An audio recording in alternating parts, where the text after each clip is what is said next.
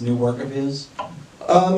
Well, the only one since the documentary. I don't know that I have any information that I can give about.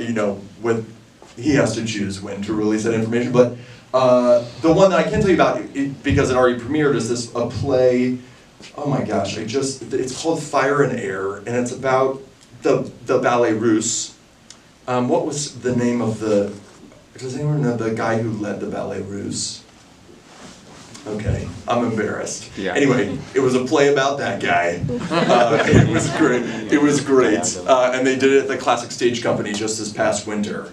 So I assume that was one of the three that they mentioned at the end. Of the other two, I don't know that there's been anything sort of announced, but he gets up and writes every day. Whenever, we talk every couple of months, and whenever I do, sometimes he won't call me back for days because he's inside of it, doing his work. He's not, that part of the documentary where he's kind of like, he gets pissed off when people ask him when he's gonna retire. He's just, I don't think he is. I don't think he has any plans to. And he shouldn't. Other question back here?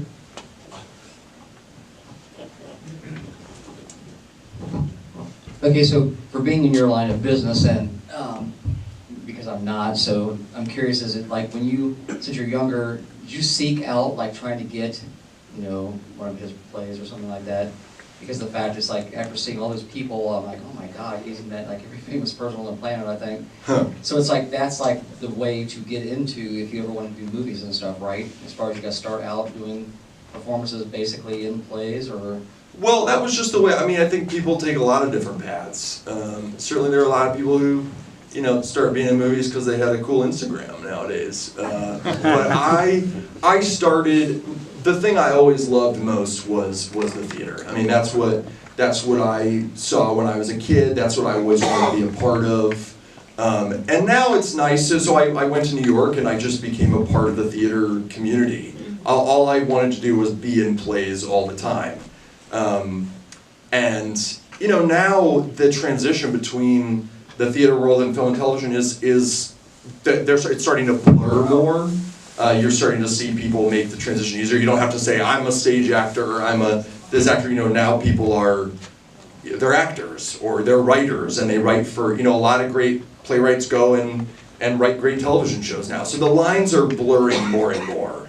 I don't know if that answers your question, but no, when I auditioned for that first play, Terrence, I thought, okay, there's no way I'm going to get this, so I'm just going to pretend that I got it, and take the audition as an opportunity to pretend that I'm in the play.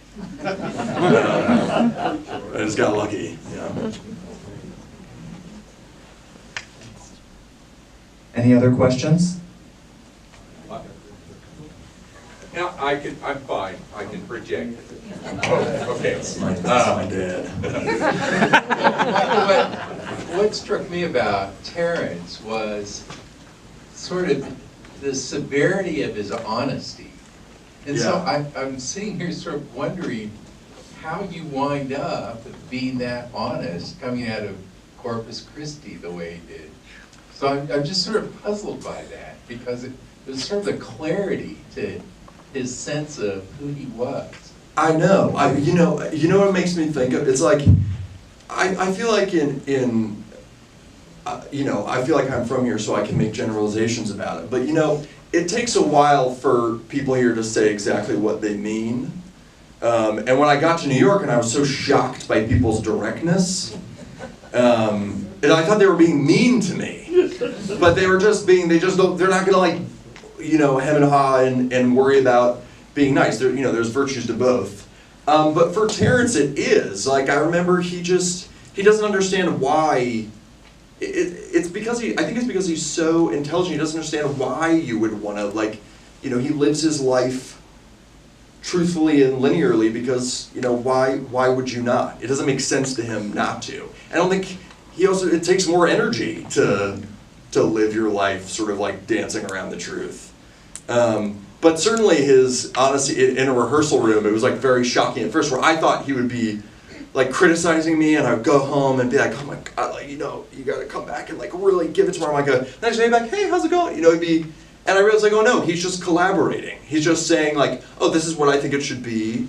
And that's right. Like I remember one time, I think it was during And Away We Go, I said, I had changed a word or something. I hadn't been, they talk about that in the documentary too, I hadn't been really conscious of it. I changed, it was like an and to an an, or like a the to an or something really minuscule that I didn't realize. And I was like, you know, Terrence, well, you know, I think the thing is that I didn't realize it was changed, but I think it makes the joke work better. And he goes, I don't write jokes. I was like, what do you mean? I was like, it's funny. Like, I get a laugh every night. Like, it's a joke. He goes, no. He goes, I don't write jokes. He goes, I write people who tell the truth. This person's telling the truth right now. It may be funny, but I don't care if they laugh. And I was like, oh wow. Like that's why this stuff is good. Because it's not just like bing bang boom, you know, like it's not vaudeville. It's people talking. We've got one more. That's my mom. I feel strongly about punctuation also. I am wondering. She does, I can tell you. I'm great admirer. How Terrence McNally can let someone how can he cede control to directors and even actors, if he does, when he has that in his own mind, strict an understanding of. Well, that's why I think he says this too, that theater is a collaborative art form. So if you want to, you know, be alone, you know, the theater is not the place you want to be. I think people who do plays, make musicals, they're part of it because they want other people's input. It's not that Terrence doesn't want, he wants someone to take his writing and bring things to it that he didn't even know about it. But the thing with the punctuation is I think it's not just rhythm, but sometimes it does, you know, it changes meaning. And ultimately, you know, we may be standing up there saying it, but we're just a vessel for his vision. So it's not that he doesn't want people to make it their own, it's that he wants to make sure that what he's trying to say is not mistook. Mistook, is that the right tense? All right. If we can have one more. If someone has one more question. All right. You mentioned how Terrence likes actors who really understand his characters. Could you delve into that maybe a little more in the way of what attracts you to his characters, or what stands out about the way that he writes people? Oh yeah. I mean, he's written so many different kinds of people that it's hard to make sort of one grand statement about it, but I think it's about sort of, or the way he has put it to me before, is it's about finding people who understand him musically. I think there's just like, sometimes I read a play and I'm like, oh, I know how to do this. Like it just like fits well in my mouth, and I like know how to do it. And then I read another play it's not a question of quality, where I'm just like, I have no idea how to make this human. I have no idea how to make this sound like a human being is saying it. And I think Terrence, you know, is a smart writer. Not only is he, you know, intelligent and talented and brilliant in his own right, but he knows that it's smart to find people who the words just fit well in their mouths too, because it's going to make your job that much easier. I don't know if that really answers your question, but.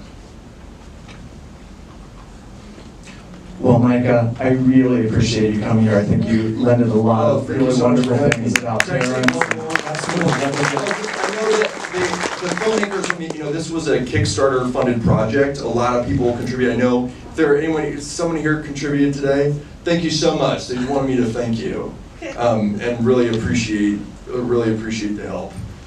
Because as you can see, the movie was a labor of love, and it took a lot of people, all hands on deck, to make it. But thank you so much for having me. Of course, thank you. Thanks for making the trip. Thank you very much, everyone. We have one more film, The Top Row, a really gorgeous film from Peru, so we hope you'll stick around. And otherwise, thank you for being a part of this great weekend. I really appreciate it.